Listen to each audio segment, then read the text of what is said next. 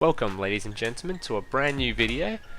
Today's video is going to be a little bit different to normal, as we're going to be looking at which character is the best / which skills are the best for each character. Just before the video starts, I'd just like to say thank you for all the recent support I've been getting. It's really nice to see the channel's growing at a pretty decent rate now, so thank you guys. Oh, and also I will leave links in the description to each point in the video, each character in the video, if you want to just skip straight to the character as I talk about it, because this video will probably be pretty long. And without further ado, let's get into the video. Alright, first we'll start off with Bandit Keith. Bandit Keith's two best abilities are Switcheroo and Restart. Switcheroo allows him to return one card in your starting hand to your deck and draw another. This skill can only be used once per turn and twice per duel.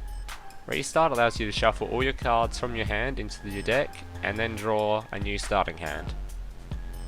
Bandit Keith's abilities are really strong. They allow you to essentially have a mulligan, if you know what that is from other card games. They allow you to throw away dead cards from your hand to pull combo pieces or draw pieces or early game cards. Pretty much means your starting hand won't suck as much if you get one of those like all level 7 monsters in your hand or something ridiculous, or all spells. Bandit Keith's probably the most versatile character, as you can play pretty much whatever deck you want with him. If you can't find an ability that suits your particular deck, I'd just immediately go with Bandit Keith, as being able to mess around with your starting hand is always good. Currently the best decks for Bandit Keith I'd say would be a Karate Man OTK deck, or any combo deck in particular. There are a few like weird machine coin flip decks due to a few other abilities Bandit Keith has, but none of them are really viable yet. Maybe in the future they'll be a bit more viable, which would mean his skills would kind of switch around as to which ones are the best, but currently there's no real reason to run those. Alright, the next character we'll be looking at is Raptor. Oh boy. Raptor's best abilities are Dinosaur Kingdom, Titan Showdown, and Draw Sense High Level. Dinosaur Kingdom allows you to begin the duel with the field spell Jurassic World activated. Titan Showdown allows whichever player, which has double more life points than the other, is able to do double battle damage. And Draw Sense High Level allows you to, once your life points has been decreased by 1,800 by a single piece of damage, in the draw phase, instead of doing a normal draw a random level 5 or more monster. Dinosaur Kingdom. Well, that ability is, in my opinion, the most noobiest ability in the game. Pretty much it just overstats your dinosaurs and makes them just better in general than any other cards. This is the go-to skill for any new player. It requires no real effort or deck building skill or anything. You just have to run dinosaurs and use Dinosaur Kingdom, and your minions are generally going to be stronger than the other players. Like, this ability alone is what keeps Raptor at a very high rank in the meta. The other two abilities of Titan Showdown and Draw Sense High Level are not really in here for the current meta. They're in here because I believe they have potential for future card releases. Normally I don't really like the whole draw sense abilities where you have to take a certain amount of damage from your opponent, because it relies on your opponent to do that much damage in a turn, which relying on your opponent to do anything is kind of a bit of a risk in itself. Like, I believe Draw Sense High Level can be used in the future for a certain combo. It's kind of similar to how Mako has Daedalus. You might be able to draw one particular monster. If you only want one high level monster in your deck, you'll be able to draw that using this ability. And Titan Showdown, it's really hard to rate this ability because currently it's probably pretty bad, but in the future if you're able to do like some weird OTK, you only need to do 2,000 to your opponent in one turn, and then you just need to do another 1,000 afterwards. I'm not really sure how it would work, but it has potential anyway. And the best decks for Raptor are pretty much any dinosaur deck. Most variants are strong, as I've written there. Yeah, his decks are pretty noob baity, I'd say. It's really easy to win games using Rex. He's just... winning with overstated minions is really good for new players, so if you are new to the game, I would recommend Rex 100%. And in my opinion, I'd say Rex is probably the second best character in the game. Maybe third. And now we'll take a look at Mako Tsunami. Mako Tsunami is currently, I'd say, the best character in the game by a long way, and this is simply because the Age of Discovery box set was mostly based around water-type monsters, which is what Mako's about. So it just gave him an extremely powerful spike. He is just, at the moment, he's nearly uncontested in his power level. If you're gonna do one of those memes where you say something is over 9,000, it will definitely be Mako. Just saying. His best skills are Mythic Depths and Balance. Mythic Depths allows him to begin the duel with the field spell Umi activated, and Balance allows you to your starting hand will reflect the card balance of your deck. Most abilities that use field spells are strong in itself just because they buff your minions, but Umi in particular is a little bit stronger, as it works with several cards in the game, most importantly Daedalus. So you can just play Daedalus and you already have a card that works with Daedalus for an instant board wipe. So this is probably the ability that makes Mako really strong at the moment.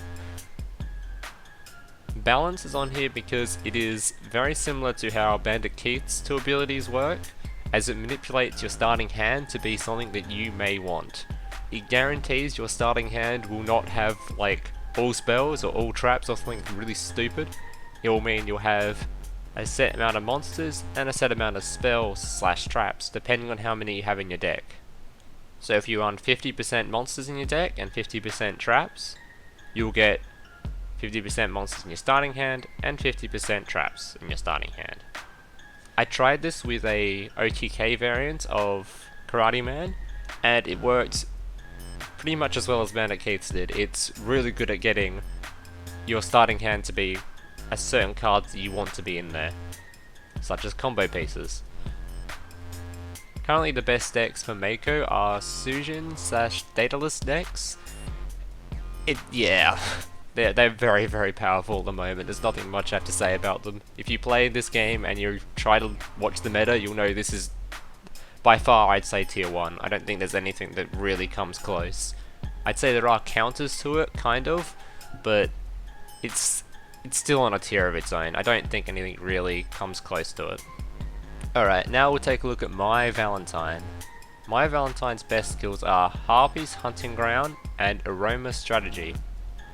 Harpy's Hunting Ground allows you to begin the duel with the field spell Harpy's Hunting Ground activated.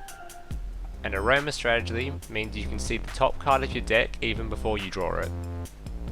If Harpy's Hunting Ground wasn't a random drop chance and you could get it from leveling up Mai, I think she would be so higher in the tier list in the meta.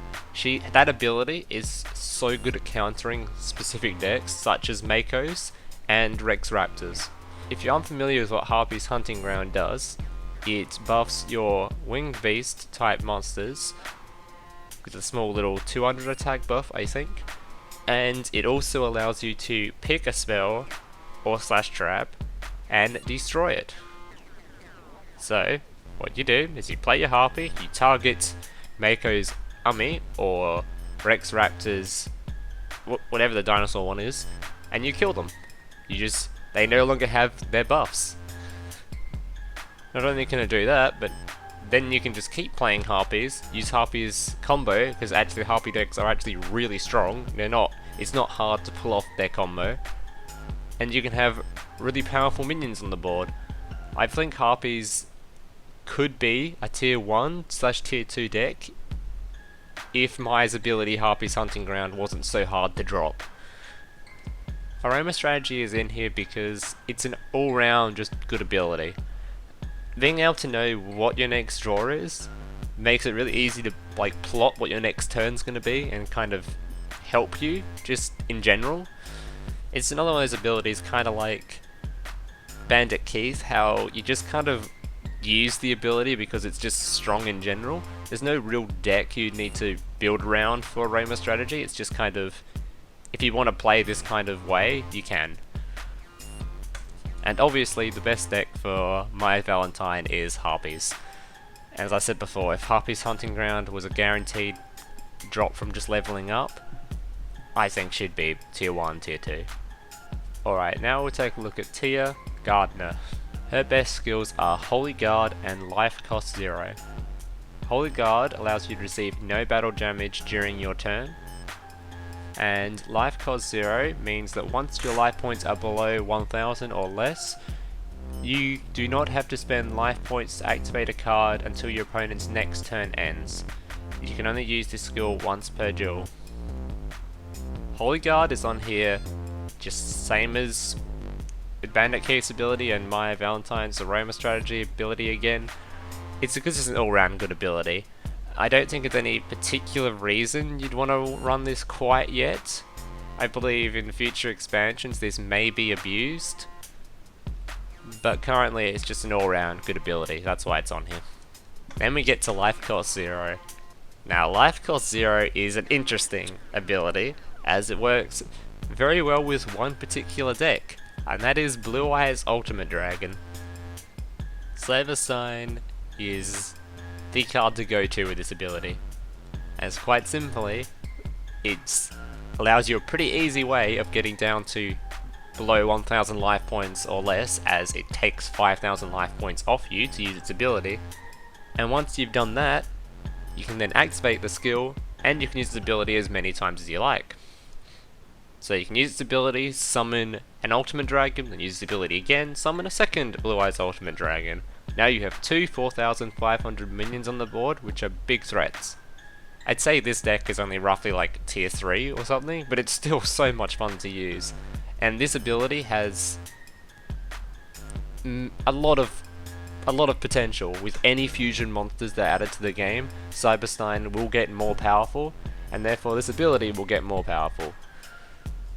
By the way, if you are interested, I have been playing this particular deck a lot recently, so if you want the deck list for this, just ask in the comments and I'll probably post it for you. And the best deck for this is, as I just said, it's Blue Eyes Ultimate Dragon. Alright, let's move on to Weevil Underwood. Weevil's best skills are Insect Uprising and Parasite Infestation. Insect Uprising allows you to use a skill once you control 3 or more insect type monsters. It decreases the attack of face-up attack position monsters your opponent controls by 800. You can use this skill once per turn.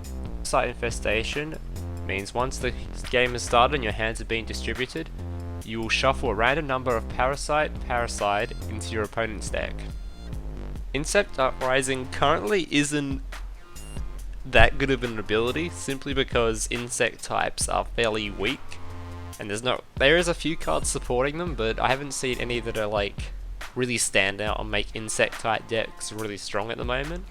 But I see this to be another ability that has a ton of potential. It could make Weevil really strong if insect types become a bit more viable / strong.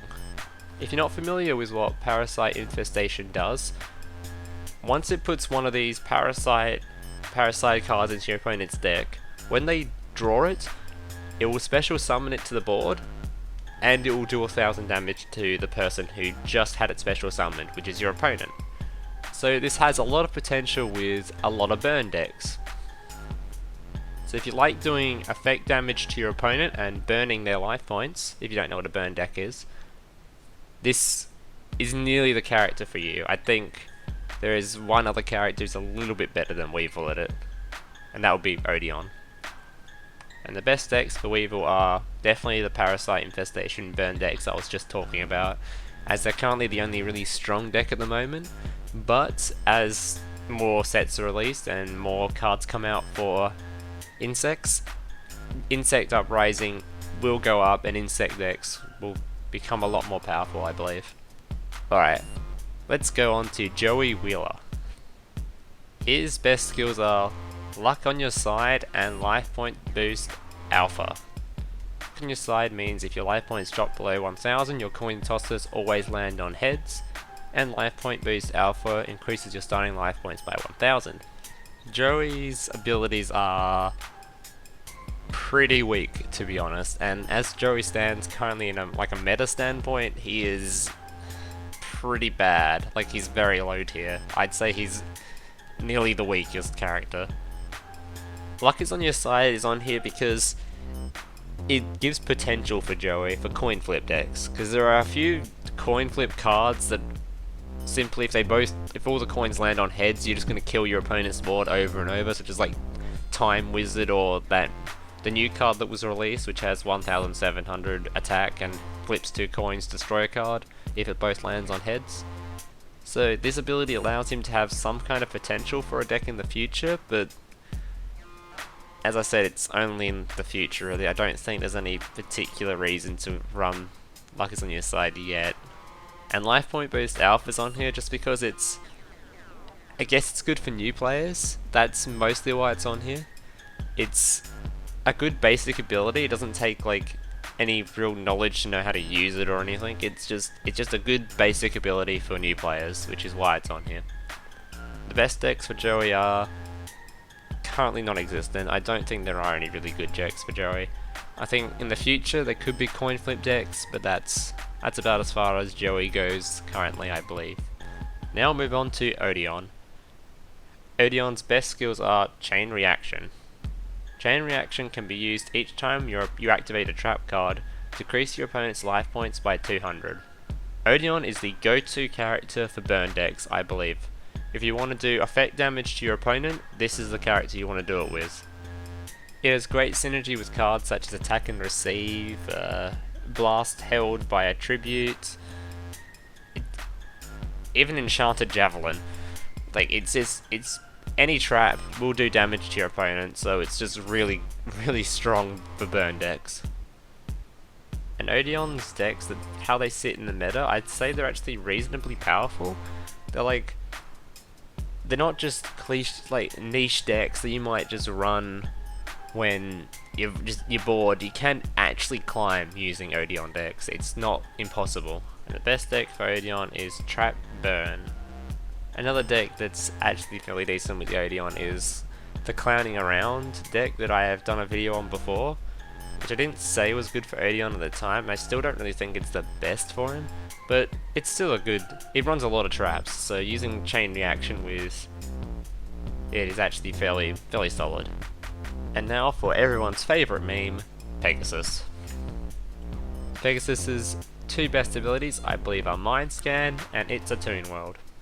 Mind Scan allows you to see all the cards that are set in your opponent's field if your life points are above 3000. And It's a Toon World allows you to begin the duel with Toon World activated.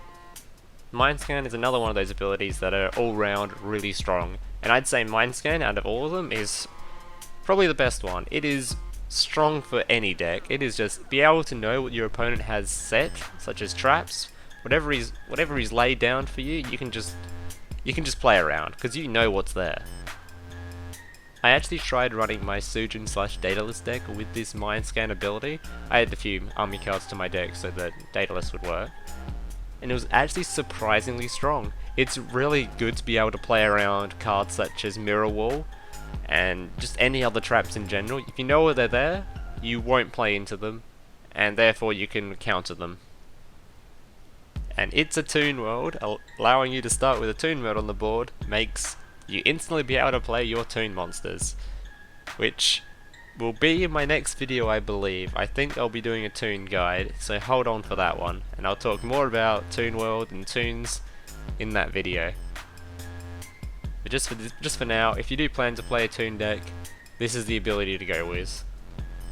And the best decks for Pegasus are most control decks, thanks to Mind Scan, being able to play around cards and know what the opponent has on the board, allows you to get a stronger board, and Toons, obviously. Now move on to Ishizu. Her 2 best abilities are Precognition and No Mortal Can Resist. Precognition can be used when your opponent's life points are more than twice your life points. You can see cards at the top of both player's decks, and no mortal can resist can be used when your life points are at least 1000 less than the opponent's. All monsters in the opponent's graveyard change to Skull Servants. This skill can only be used once per turn. Again, Precognition is a very good ability, just very similar to Mai's in fact. You can be able to see the top card of your deck and the top card of your opponent, allowing you to plan ahead. So it's really good just as an ability in general. And No Mortal Can Resist is an ability I'd say had some kind of potential, maybe. It counters decks that need to draw cards from their graveyard, which I think will become a thing in the future. And it also allows you to have a specific card in the graveyard if that's ever needed. So as more sets are released, this ability may become viable, so that's why it's on here. It's kind of a maybe. It could be really strong, but it also could never really be that good. And the best decks for Ishizu are currently none. She is, I would say, the worst character in the game. I don't believe there's any deck that is actually viable or decent with her. I think she's just currently just garbage. I just don't think there's any reason to play her. I'd play Joey over Ishizu. She's just she's just pretty bad at the moment. Nothing really good about her abilities. Now we'll move on to Yami Yugi. His two best abilities are Power of Dark and Destiny Draw. With Power of Dark, you begin the duel with the field spell Yami activated, and Destiny Draw can be used each time your life points decrease by 2000. In the draw phase, instead of doing a normal draw a card of your choice. Yami gives a power buff to, I believe, Spellcaster and Fiend monsters. So I believe this is the go-to for new players.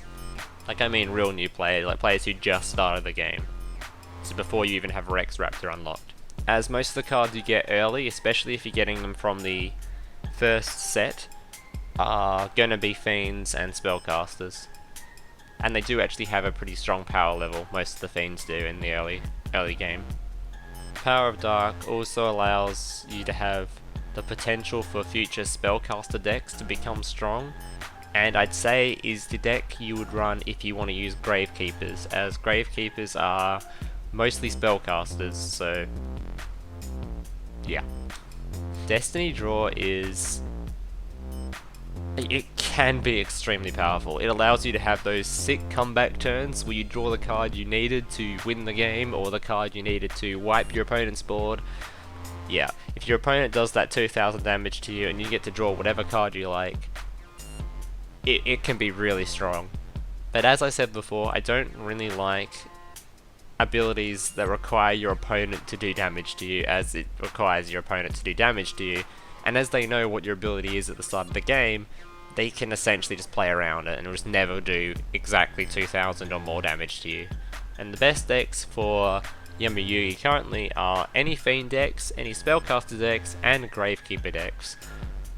Meaning Yami Yugi is actually very versatile.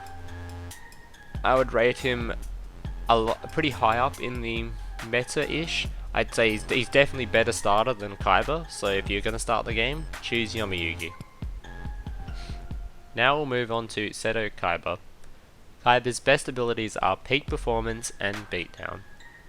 Peak Performance allows you to begin the duel with Mountain activated, and Beatdown allows you to boost the attack of face-up attack position monsters you control by 300 per level 5 or more monsters you control. You can only use this skill once per turn. Peak Performance is a good ability for simply because it's a field spell. It buffs certain type of decks, such as Winged Beast decks, or Dragon decks, or Thunder type decks, which is all the things Mountain gives a buff to. So after the next expansion, I believe, which will be mostly dragons and fire types, Seto may rise a little bit in the meta, I think. He might. Beatdown is a particular ability that I think can become really strong. It's an ability that's really strong if you are ahead. If you're ahead and you have 3 level 5 or higher monsters, you can now just obliterate your opponent. You get more damage on each of them. But again, it requires you to have these 3 level 5 monsters, which normally if you have that many on the board, you're normally going to win anyway. Like, if you have one on the board, giving it plus 300 attack isn't going to make that much of a difference. So this ability has potential to be strong, but it's also going to be pretty weak if you're behind already. And as I said before, the best decks for Kaiba are Winged Beast, Dragon, and Thunder type, and that's all based around peak performance. Beatdown may affect what decks are best for Kaiba in the future if it comes to it. Well guys, that's pretty much it for this video. Thank you all for watching if you stayed through to the end, as I believe this one's going to be a pretty long video. Again, thank you for the recent support on my videos. Feel free to leave questions in the comments. I reply to pretty much all of them, as I've got notifications on my phone, so I just reply to them as if they're a text message. So, yeah, thank you for watching.